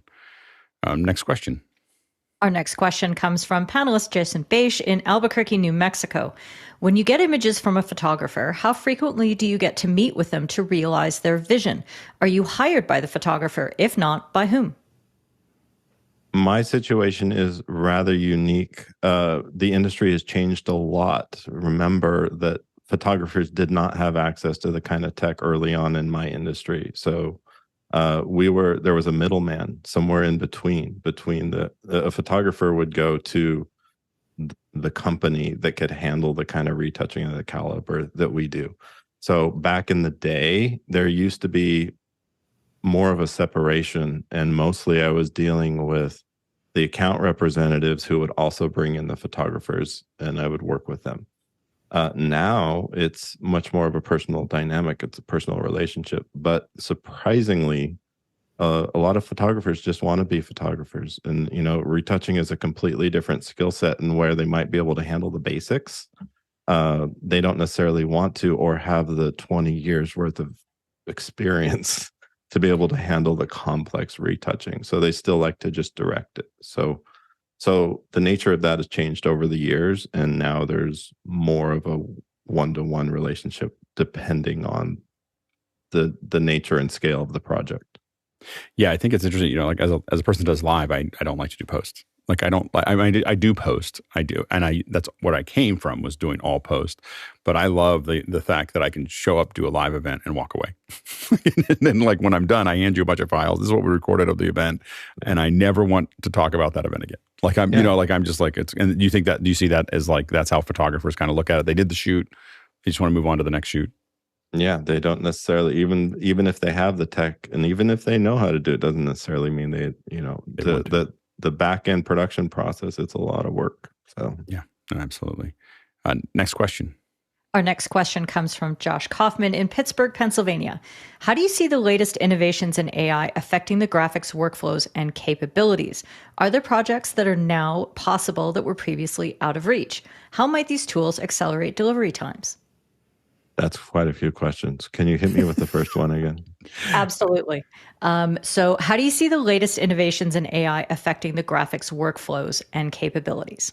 I think that covers it. Yeah, I kind of touched on that one a little bit. It's super inspiring for the front end of the creative process. I think that's where its most potential is, but not necessarily the back end just yet.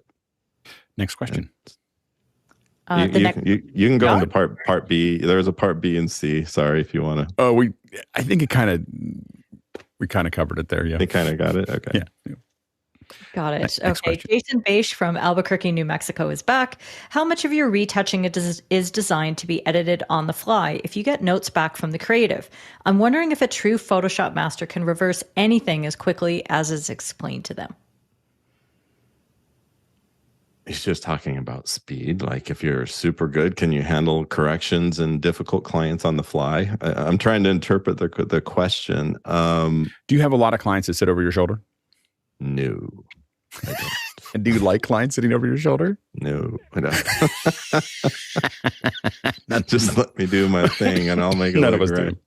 No. Occasionally, if the situation calls for it. Well, nowadays it's screen sharing. Say, hey, let's pull up screen share. If I have a specific question where something is not necessarily clear, of course, I'll invite somebody in, to say, hey, let's clear up these few issues. But if I'm clear on what needs to be done, and usually I have a pretty good idea, then just let me do my thing, and I'll make it look great. Yeah, exactly. Or in this case, I mean, I haven't actually done.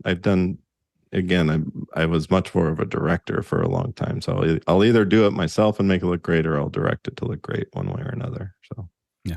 Next question. Our next question comes from Douglas Carmichael. You mentioned the balance between accuracy and aesthetics. Do you think that the unrealistic aesthetics of fashion advertising, for example, have had a negative effect on youth self-esteem? oh my gosh, I was asked this question a long time ago, and I have an answer for you. And I've actually put a lot of thought into that. In the social media generation where everybody has access to these filters and tools to make themselves look one way on social media and another, in real life they just aren't, or something completely different. There was that. I used to look through fashion magazines, and everything is perfected. The images are perfected. The products are perfect, especially for women. I did fashion and beauty advertising for God knows how long, and I was perfecting every single pore on the skin. I was just trying to make sure everything is. I'm like, this does not exist in real life. And to the extent that women are looking at this and internalizing, or men, or same thing with men. It's the same thing. It's a standard. It's different when it's product. Product is one thing, but when it's lifestyle and you're making such an idealized version of a person, how ethical is that? And I have an answer. You don't necessarily, a lot of the things that we do are, we're taking, skin was not necessarily made to be enlarged, first of all, and zoomed in way close, right? And when we went from standard definition to 4K, for example, the makeup standards for women became a completely different experience. And for actors in general, you could see all the imperfections in the skin and everything. So when you're zooming in that close on the face, imperfections come out that you would never see in a normal scenario. And when you're walking through a retail store and you see huge posters and you're zoomed in that tight on skin, it's not pretty. It's just not pretty. So there's some circumstances where it's more of the context. You're zoomed in on a microscopic level on people's skin, and that's not necessarily aesthetically pleasing, and there needs to be some cleanup there. But on the other hand, you're creating when you're creating an ideal that doesn't necessarily exist. Well, advertisers do that because they're trying to sell an ideal. I, as a retoucher and I'm trying to meet the demands that the industry is asking me to do. But where does the ethical question lie? Is it the companies? Is it me as an artist? Am I going to say, no, I'm not going to do this for ethical reasons? I can't really draw that line. I can say that there is a purpose for it, that you don't necessarily want to see skin as it really is. When you're flipping through these magazines, you want to see it cleaned up a little bit. But it's pushed us up such an extreme. But the same thing is taking place now on social media. So the same thing that corporations were doing to try to sell an ideal and get you to buy their product how many years ago, now everybody's doing with their social media. So I think it's just human nature to try to present an idealized version of yourself that doesn't necessarily exist. You know, that's a long-winded answer. Sorry about that, but I actually put a lot of thought into it. No, it's interesting. I was reading an article. There's a book that I haven't read yet about J. Crew. I don't know why that, you know, when I grew up, I mean, some of us are of an age where J. Crew was a big deal, you know, and it was interesting when they designed it, they didn't want anything to look artificial. And so everything was always, they were talking about, because it was a very interesting thing, because I grew up looking at J. Crew catalogs when I was in high school. And the interesting thing is that they had this aesthetic that they want things to be moving. They want people to be doing things. They don't ever want anyone to even have a shade of something that isn't real, that doesn't feel real. Like they really just created and they said the way we did it was we went to the shoot, we created chaos and took pictures, like, you know, and that's how we got the images that we wanted. But there was something more real in some ways about that than having to stand there and do it. I'm sure they did a lot of retouching too, but they wanted to make it look more real and more approachable. And I think that it's going to be interesting to see what happens over the next couple of years. I think that there's a bounce back right now that's happening, that people want to see as more of the filters come out, people want to see more real, you know. Next question. Our next question comes from Paul Terry Wallace in Austin, Texas. On your blog called the Nest Thermostat Library, you show some Nest photos. What was this project like, objectives, and what were your results? Which Nest product? I've done so many. You're talking about the ones that are on the website? I guess the ones on the website, I think that's what we're looking at there. And I think the question is what's the life cycle of a project like that look like? Well, they're always updating their projects. I mean, their products usually. That's actually one of the reasons my industry is so viable. There's always new products coming out. People always need to take a new product and make it look beautiful, right? So even if it's a subtle change, it's still an updated product. Think of like how many iterations of the iPhone has there been? And every single time a new iPhone comes out, it looks almost like the old one, but we need a new creative spin on it, and we need new imaging, no matter how subtle the difference is. So it really depends. Nest, the actual, like the life cycle of how long it took to finish the ad campaign, probably a couple months. And how long is that? How long it's actually valid just depends on the product life cycle. Like Nest has a longer cycle than Apple, which is like every 6 months they're coming out with something. So just depends. Go ahead, Chris. And Alan, I'm sorry, this might seem completely rudimentary. When you do a product thing like that, do you start with like the CAD drawings of the product and then you hyper realize it? Yes. The CAD workflow was actually one of the things I was big on kind of pushing forward, because you have the digital asset already created in CAD, right? Why should I have to model it from scratch? Why should I have to model this from scratch? So getting direct CAD, that was actually one of the big breakthroughs. And it also allowed us, it used to be you had to go through an entire product life cycle. And sometimes you're working with prototypes to start the advertising imagery for a photographic workflow. You can actually take a CAD before your product is even physically available, and you can simultaneously have the production cycle going on, meaning you're producing the product, and the imaging and advertising cycle going on. So yeah, we take the CAD directly, we convert from the CAD, and then we can also it does create a bit of a challenge because there's still product design changes happening. A lot of times you'll start the ad imaging, you'll get everything going, and then they're like, we just changed it. We forgot to put the battery door. Can you please put a battery door on this thing? And no matter how subtle the change is, we have to redo all that imagery. So it presents a valuable opportunity and a lot of efficiencies, but if you're not careful in handling the pipeline, it can also present more challenges, because if you're not disciplined about those changes, it'll get expensive real quick, right? So with these pipelines, I know a lot of times when we're working in visual effects, we thought about so when we're doing broadcast work, a lot of times we would just punch things out as fast as whatever the fastest way to get it done. When we worked in visual effects where the pipeline is slower, we would really build the files so that they can be editable. Like, you think about, how do I make them flexible so that I can keep on making changes as the client? Do you find that that's how you have to approach these when you're working with agencies? It's not just building the image, the final image that they look at, but building something with enough flexibility that as they ask for changes, you can do them relatively quickly? This is one of the biggest challenges I have faced in the industry. Let me just say hands down. And why is that?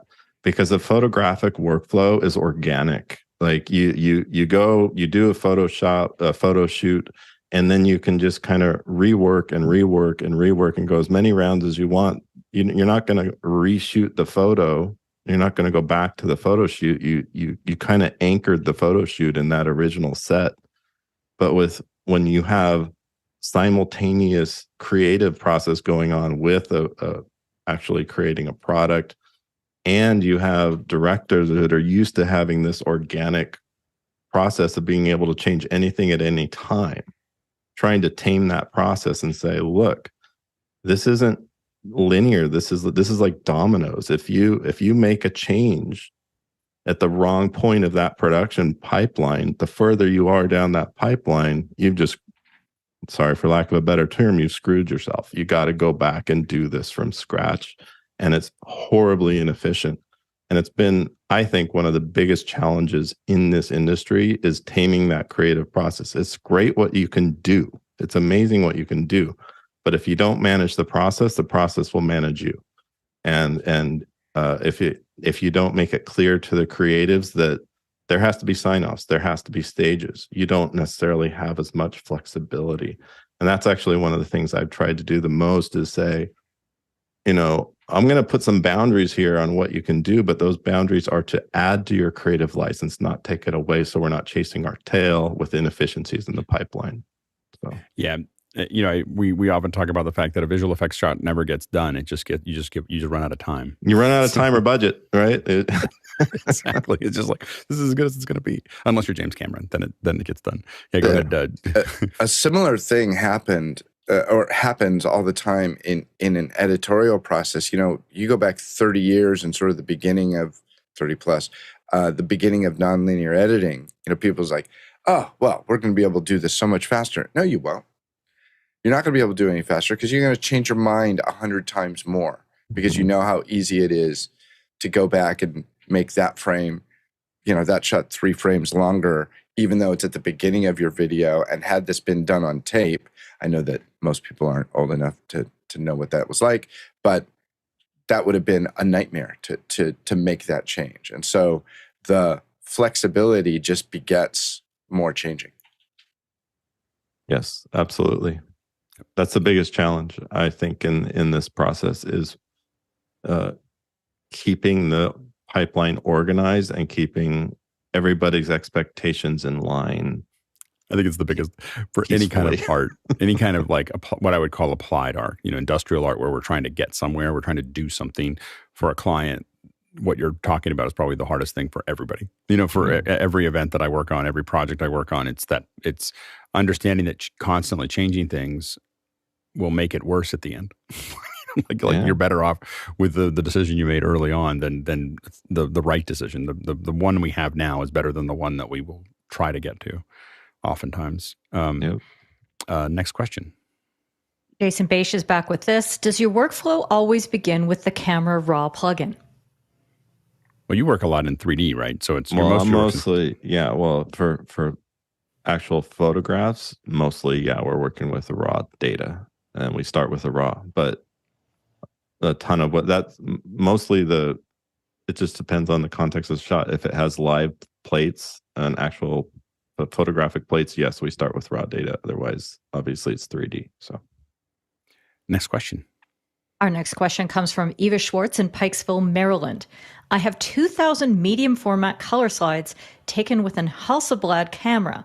To digitize them, what resolution and scanning device would you recommend?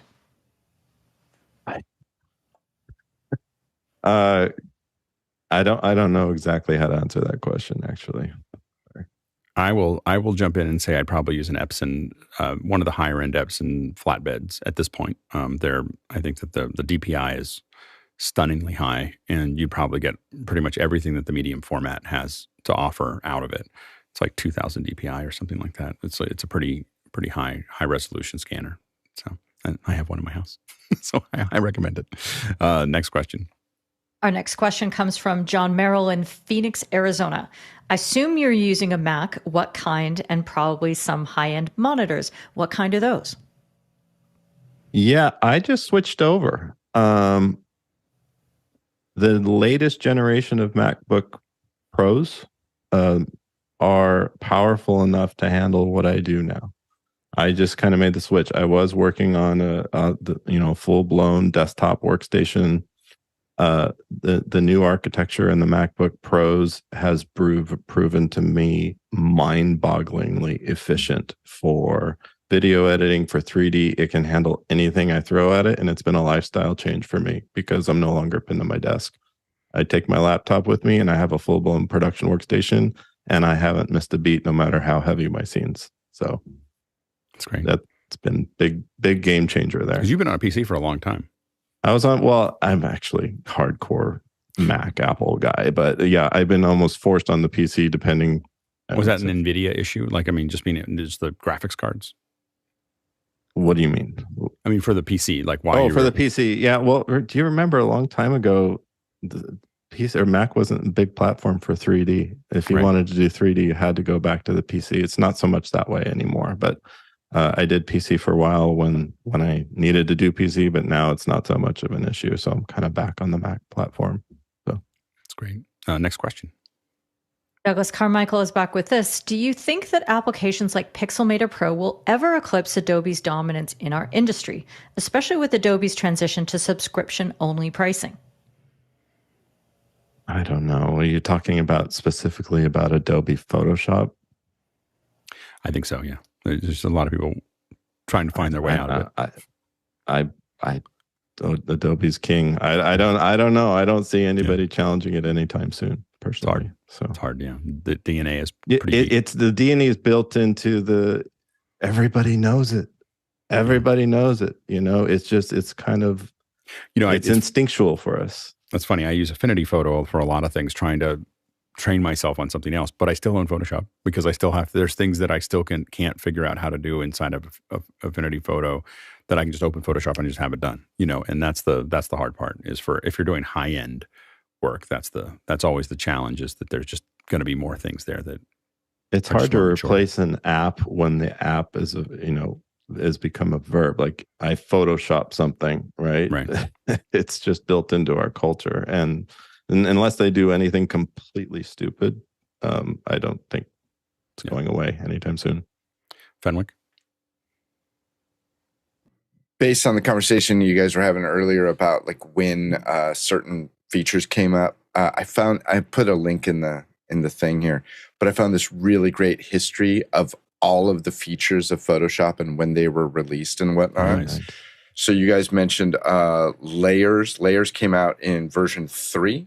Yeah. Boom. And then adjustment layers were version 4.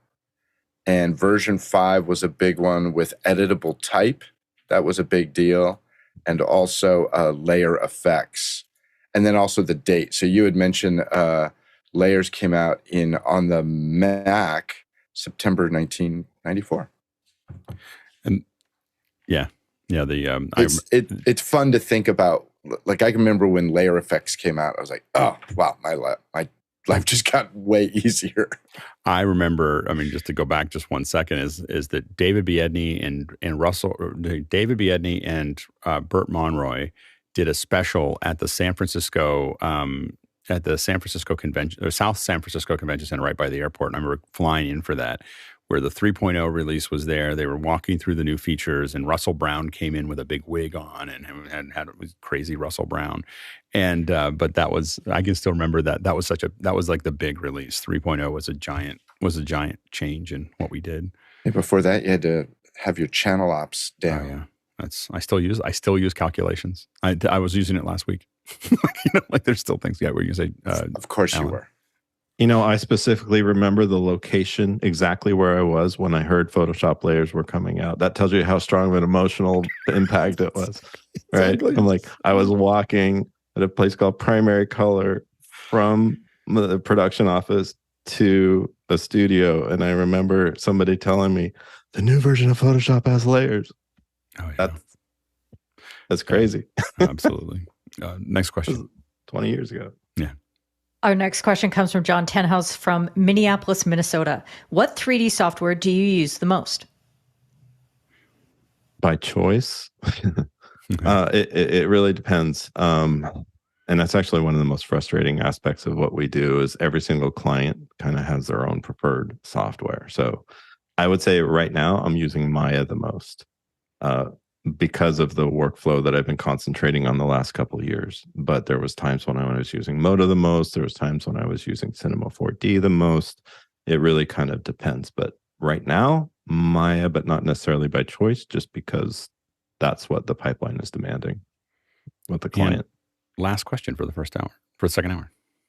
Douglas Carmichael wants to know, what size of MacBook Pro do you have, 14 or 16 inch? 16.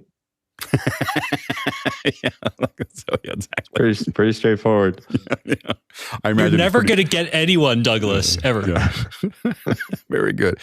Hey, Alan, it was great to have you on. It was great to be here. Thanks so much. What a great hour. Yeah, yeah, really good to have you have the conversation with you. And we're going to try to get Alan to come on every once in a while and do some show and tells and talk to us about stuff. So I just wanted to have this first hour here to have that happen. And Alan, what's your big thing right now? Is there anything specific that you're focused on at the moment? Just figuring out what comes next. Yeah. Post COVID, post AI. Yeah. Exactly. Post the move to Houston. I don't necessarily know. I just consider I'm open for a new adventure. I'm just trying to figure it out with everybody else. So. Cool. Awesome. Well, thanks again for coming on. You bet. Thank you. And thanks to our producers for all the great questions, keeping this all moving forward. Thanks to the panel. We can't do this without you. And thanks to the incredible team on the back end that is designing how we do this every day, and then running it every day, and then figuring out what's going to be in it every day. We really appreciate all of your work. Tlaloc Traversal, 52,000 miles, 84,000 kilometers, 476 bananas for scale, 476 million bananas for scale.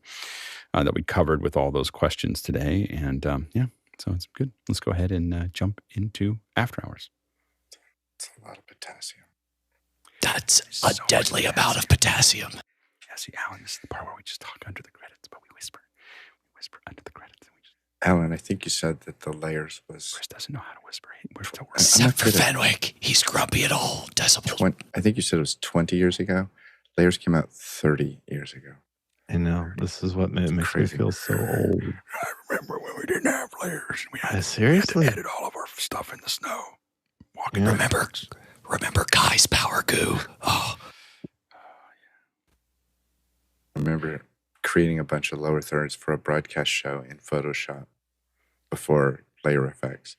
And I took them to the show, to the location where they were going to be used. And it was a broadcast facility in the Bay Area. And he goes like, "This isn't real." And I said, "Okay, let's see how that works out for you."